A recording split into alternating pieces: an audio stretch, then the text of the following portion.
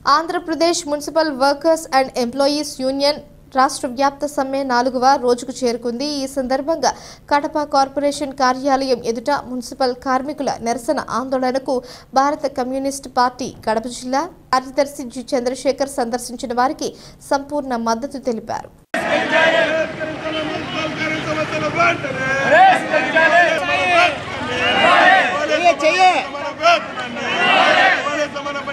గత 3 రోజులుగా రాష్ట్ర వ్యాప్తంగా మున్సిపల్ వర్కర్స్ పెద్ద ఎత్తున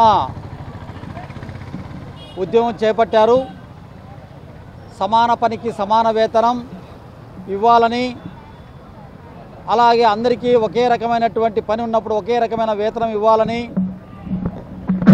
ప్రభుత్వ సంక్షేమ పథకాలన్నీ కూడా మున్సిపల్ కార్మికులకు కూడా వర్తింపజేయాలని చెప్పి ఇలాంటి అనేక డిమాండ్లతో సమ్మె జరుగుతూ ఉంది. గతంలో దేశ ప్రధాని నరేంద్ర మోడీ కూడా దేశంలో పనిచేస్తున్నటువంటి మున్సిపల్ కార్మికుల యొక్క శ్రమకు విలువ కట్టలేనటువంటిది, అత్యంత విలువైనది, వారికి పాదాభివందనం చేస్తున్నామని చెప్పి కూడా మాట్లాడిన సందర్భాలు ఉన్నాయి. మాటలు కాదు చేతల్లో చూపించమని ఈరోజు కార్మిక సంఘాలు సిఐటియు డిమాండ్ చేస్తూ ఉంది. వీళ్ళు చేస్తున్నటువంటి ఉద్యమానికి భారత communist party, Marxist, CPM party సంపూర్ణ మద్దతు తెలియజేస్తూ ఉంది. ఈరోజు దేశంలో రాజ్యాంగం ఆధారంగా రాజ్యం అనేటువంటి పరిపాలన ఉంటుంది. మన దేశంలో డాక్టర్ బిఆర్ అంబేద్కర్ గారు రాజ్యాంగంలో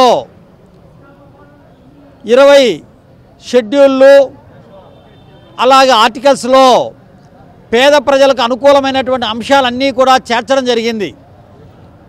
అందులో సమానత్వం ఉంది, అట్లాగే సమాన వేతనం ఉంది, అలాగే కార్మికులకు పిల్లలకు విద్య ఉంది, వాళ్ళకు ఆరోగ్యం ఉంది, గృహ వసతి ఉంది, ఇలాంటి అనేక సంక్షేమ పథకాలు ఉన్నాయి. వీటన్నిటిని కూడా నరేంద్ర మోడీ ప్రభుత్వం దేశవ్యాప్తంగా తొంగలో తొక్కి రాజ్యాంగాన్ని పక్కకు నెట్టి రాజ్యాన్ని పరిపాలిస్తున్నటువంటి వైనం మనకు కనబడతా ఉంది. దీన్ని కార్మిక సంఘాలు వ్యతిరేకిస్తూ ఉన్నాయి, సిఐటియు వ్యతిరేకిస్తూ ఉంది, సిపిఎం వ్యతిరేకిస్తూ ఉంది. రెండోది, రాష్ట్రంలో చంద్రబాబు నాయుడు గారు P4 అని చెప్పి ఒక పథకం పెట్టాడు. అంటే ధనికులంతా పేదలకు సహాయం చేయాలంట. ముందు ఆయన 2 ఎకరాల నుంచి 2 లక్షల కోట్ల రూపాయలు పైచీలకు ఆస్తి సంపాదించుకున్నాడు. ఆయన ఏమి దాన ధర్మాలు చేస్తున్నాడో పేదల కోసం ముందు ఆయన ప్రకటించాలని చెప్పి మేము డిమాండ్ చేస్తూ ఉన్నాం. గతంలో ఎక్కడా కూడా ధనికులు పేదల కోసం సాయం చేసినటువంటి సందర్భాలు లేవు.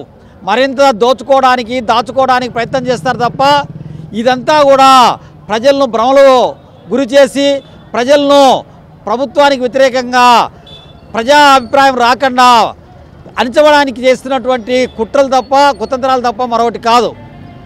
అలాగే మరొక అంశం కూడా ఏమిటంటే, కార్మిక సంఘాలన్నీ కూడా గత 100 సంవత్సరాలుగా 120 సంవత్సరాలుగా పోరాడి సాధించుకున్నటువంటి రక్షణ చట్టాలు, సంక్షేమ చట్టాలు, వేతన చట్టాలు, పారిశ్రామిక వివాదాల చట్టాలు, అట్లాగే యాజమాన్యాలతో మరి ఈరోజు బేరసారాలు ఆడేటువంటి చట్టాలు అన్నీ కూడా రద్దు చేసి 29 చట్టాలు 4 కోడ్లుగా తెచ్చారు.